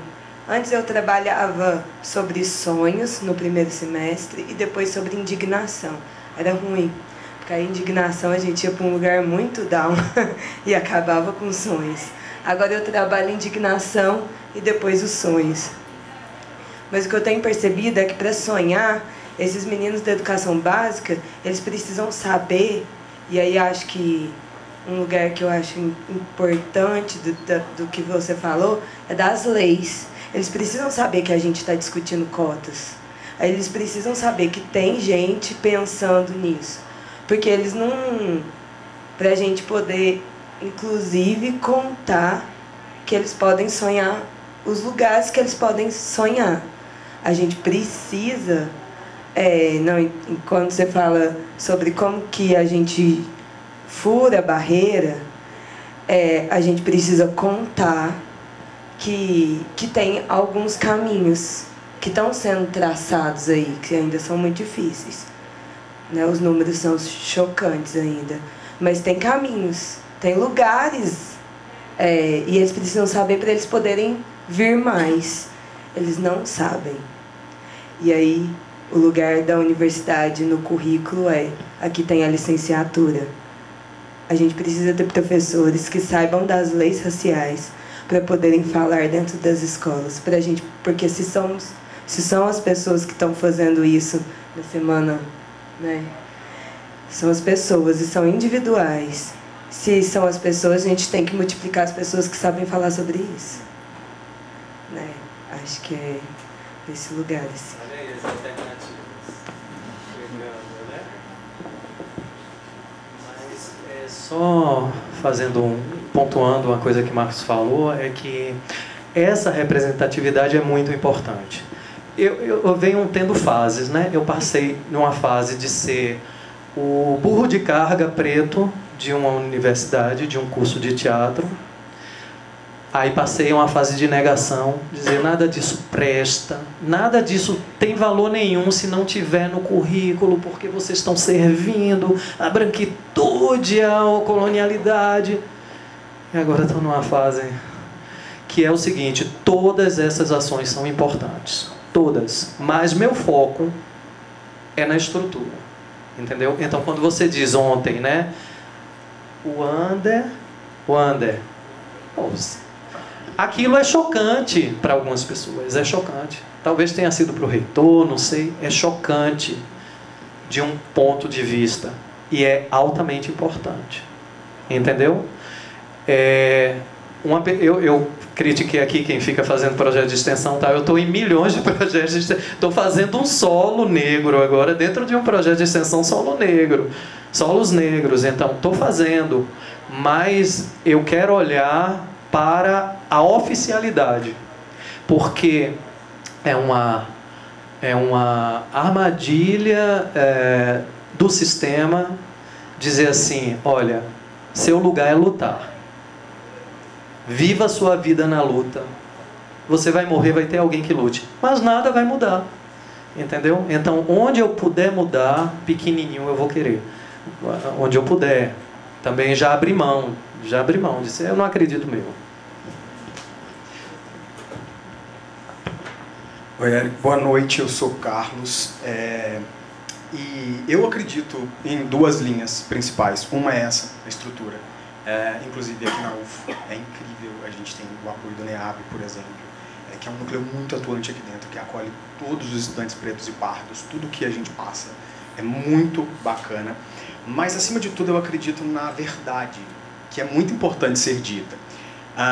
Quando a gente pensa nas epistemologias já instauradas e no currículo já instaurado, muitas das vezes a gente não percebe que já está tudo lá. Mesmo quando os estudantes querem trabalhar bases populares como a cultura pop hoje em dia e falar de divas do pop, a nossa função está ali. Hoje rolou uma aula muito interessante, porque os meus alunos falando de caracterização queriam falar sobre vampiros. É muito curioso que os vampiros que vêm da cultura do voodoo há milhares de anos, e todos os vampiros da cultura pop são brancos, exceto a Caixa, a Rainha dos Condenados. Cabe dizer, e aí eu estava com a galera da dança e eu usei como exemplo, porque quando a gente pensa num sapateador, a galera vai falar Fred Astaire, Ginger Rogers, e são irrelevantes pra gente. Porque nome pra gente é Bill Robbins Bojangles, que trouxe o sapateado pra meia ponta, que acabou com o blackface indo pro palco sem fazer blackface como a garota branca na Broadway. Então, muitas das vezes, o conteúdo só não está sendo dito, ele está lá. Então, às vezes, a gente precisa valorizar e perceber o que de fato, porque há muita apropriação cultural e coisas que são ditas como de povo europeu, e não é. Quando a gente pensa em diva do pop, eu sempre... Por quê? Eu acredito. Quando eu li a sua pergunta, eu falei, tenho a resposta. É possível, sim. E depois, num dos slides, você traz exatamente o que eu penso. Ações práticas e efetivas na realidade.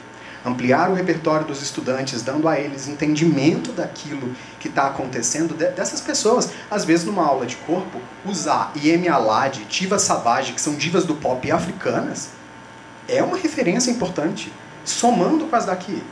E trazendo outras também. A gente tem divas que, por exemplo, não são consideradas como Missy Elliott, que trouxe uma bruta inovação do hip hop. Ela é o grande nome do hip hop, é uma mulher preta, e não é valorizada. Então, às vezes, nos nossos conteúdos já está tudo lá. Basta saber olhar.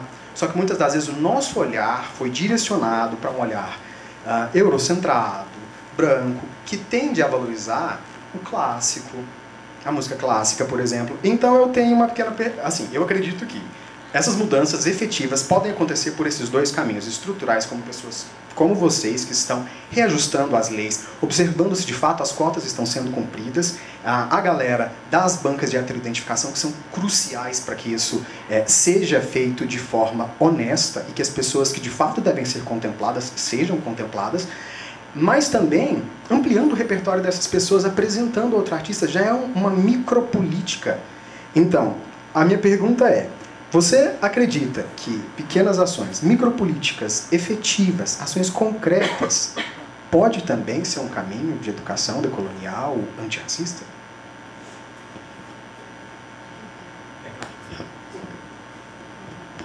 Então, Carlos, sim, hoje em dia, como eu disse das fases, eu acredito que todo movimento é importantíssimo, todo, qualquer, mínimo que seja, é importantíssimo. Mas eu ainda continuo dizendo, o que não é escrito está morto.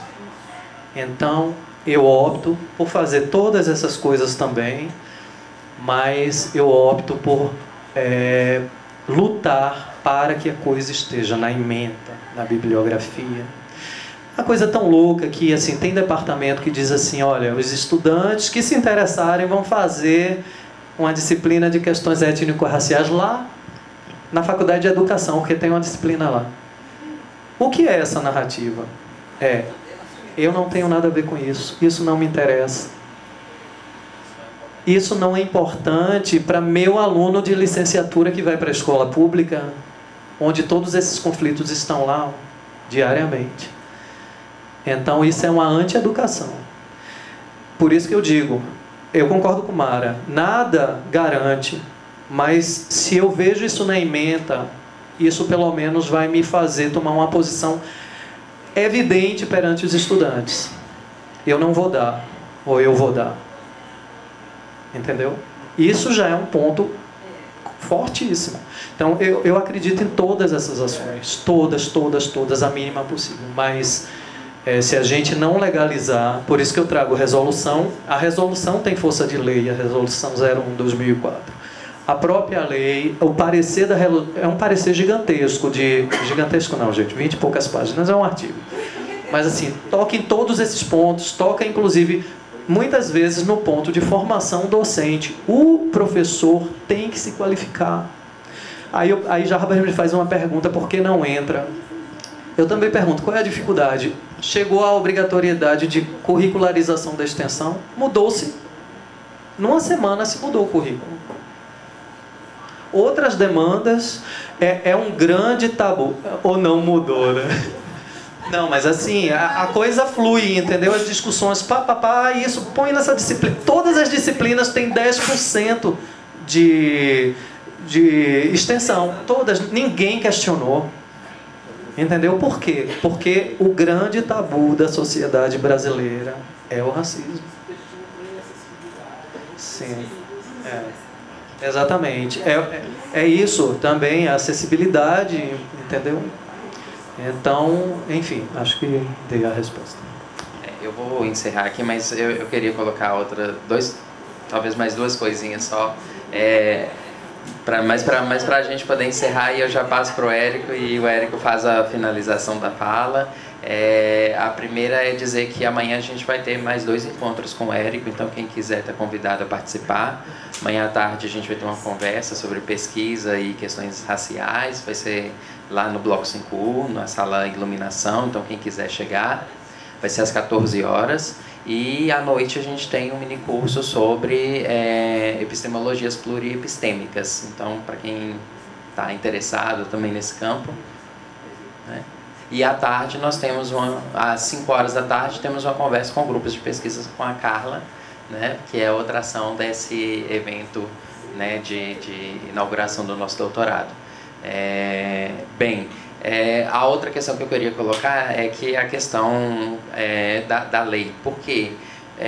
Qual que é a questão de se ter na ementa da disciplina e no objetivo da disciplina? É porque se alguém observar que não está sendo trabalhado determinado assunto, isso pode ser judicializado. Se um estudante virar e falar assim, tem esse tema aqui e o professor não está trabalhando, por quê?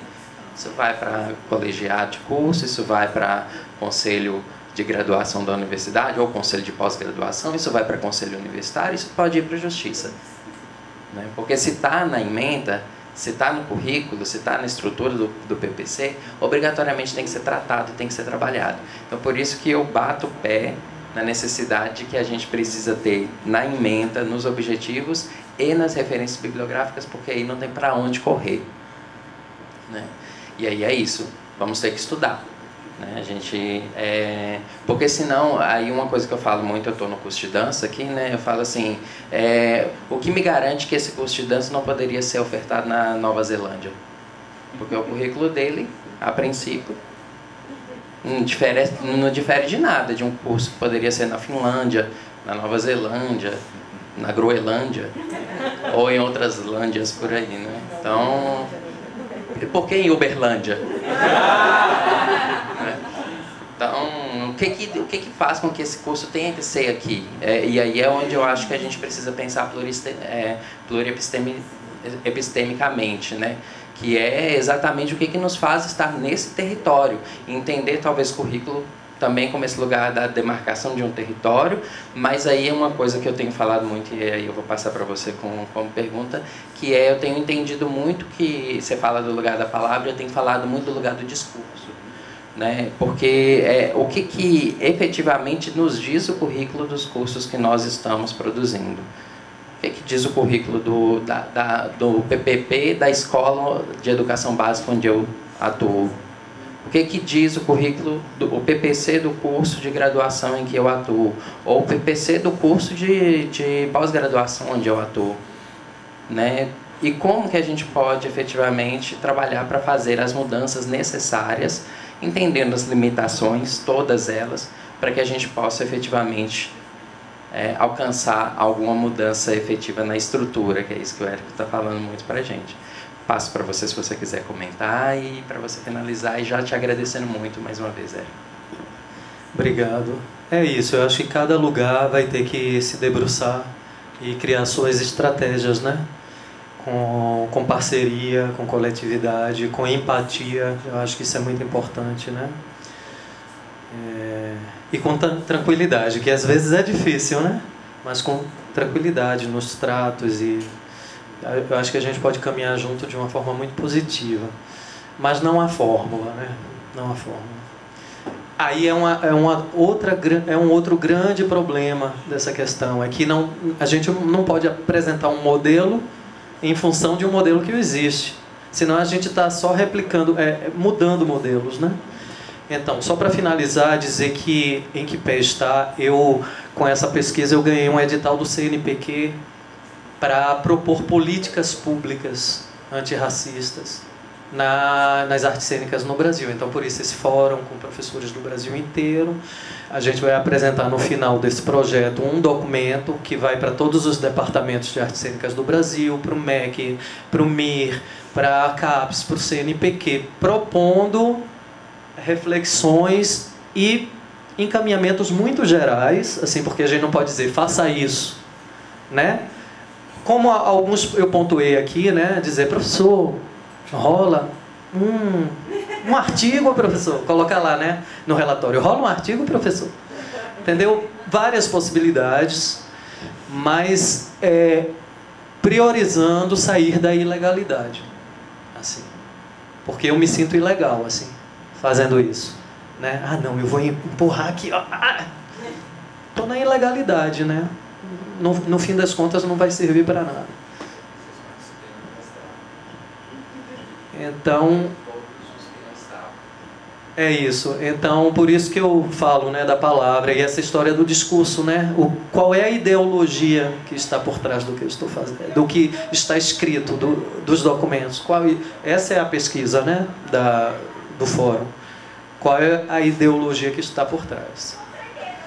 Então, gente, eu queria agradecer demais. Queria agradecer a Alessandro lá por ter ajudado esse meu computador, realmente um horror, e ele confiante. Obrigado, Alessandro. Agradecer mais uma vez a Paulina, a Jarbas, Mara e a todos os professores e professoras do programa, e a vocês, tá? Pela atenção e pelo diálogo. Obrigado.